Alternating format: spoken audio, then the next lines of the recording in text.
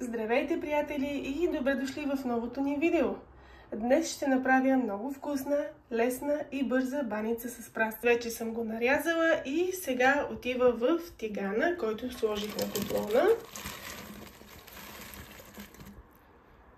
Ще поръся с малко олио.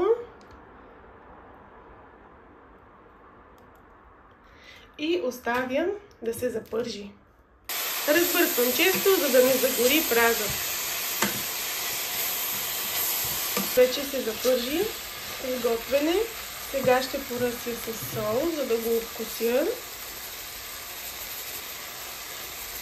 Едно финално разбъркване и изключвам котлона.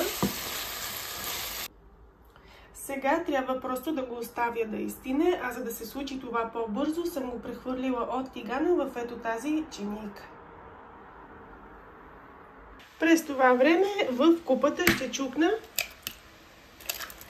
3 яйца.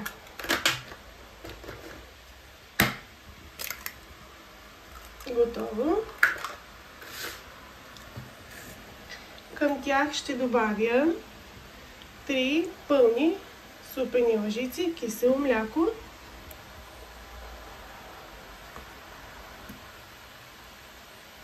Ще поръся с малко сол и хубаво разбърквам. Ето така трябва да изглежда, нито е прекалено гъста, нито пък е много рядка. Идеална 3 яйца и 3 пълни супени лъжици кисело мляко и, разбира се, щипка сол. Ячената смес е готова. Сега само в тази купичка ще налея малко олио, с което ще намазвам по корите. Готово. Сега вече мога да премина към сглобяване на самата баница. Ето ги коричките готови, за да може баницата да е бърза и лесна. Взимам от мазнината и с помощта на четка, ето така, капвам олио по цялата повърхност. По-мазна баничка е по-вкусна. Сега слагам от яйчената смес с помощта на лъжичка, небрежно, тук-там, като гледам да разпределям горе-долу равномерно. И сега ще взема от праза и ето така по цялата коричка ще сложа и от него. Ще видите накрая колко вкусна баница ще се получи.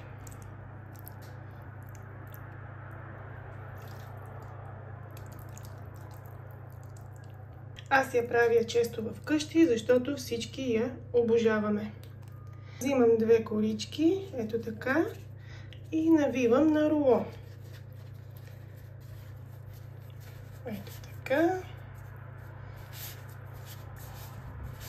След което завивам в кръг и става като едно охлювче.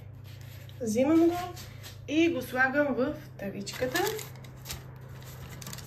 Ето така. Навих всички корички, получиха се 8 охлювчета, така да ги нарека. Остана ми тук малко от яйчената смес и сега ще я разпределя ето така отгоре по коричките. Няма да я хвърляме, тя ще придаде един хубав загар и ще направи баничката още по-вкусна. Между другото да спомена, че съм включила фурната да загрява на 180 градуса. Ето така, навсякъде. Виждате колко лесно и бързо се прави тази баничка. Може да си я направите по всяко време и всеки повод. Така, отгоре ще поръся с малко олио. Остана ми. Ще го поръся върху коричките с четката, като художник. Тавичката отива във фурната и ще пека, докато отгоре се получи апетитен загар.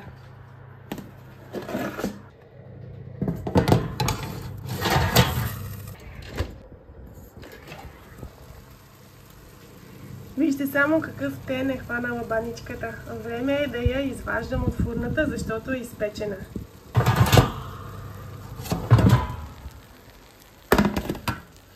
Ах, леле, майко мила. Красота, красота. Вижте я само.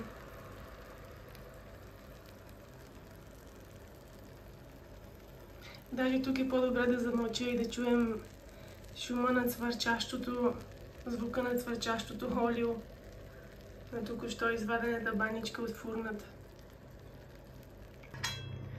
Вижте само колко добре се изпеква баничката и отдолу. Ето така. Супер, супер апетитно изглежда, нали? Нямам търпение да я опитам, затова е така, ще я разчупя, за да може да изстине по-бързо.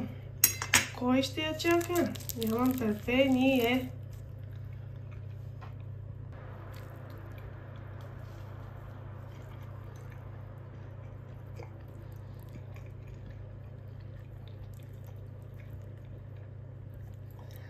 Искам да ви кажа, че положението е ядеш и ревеш. Много вкусна баница. Направете си я и няма да съжалявате. Благодаря ви, че бяхме заедно и не забравяйте да се абонирате за канала ни за още хубави рецепти. Чао от мен!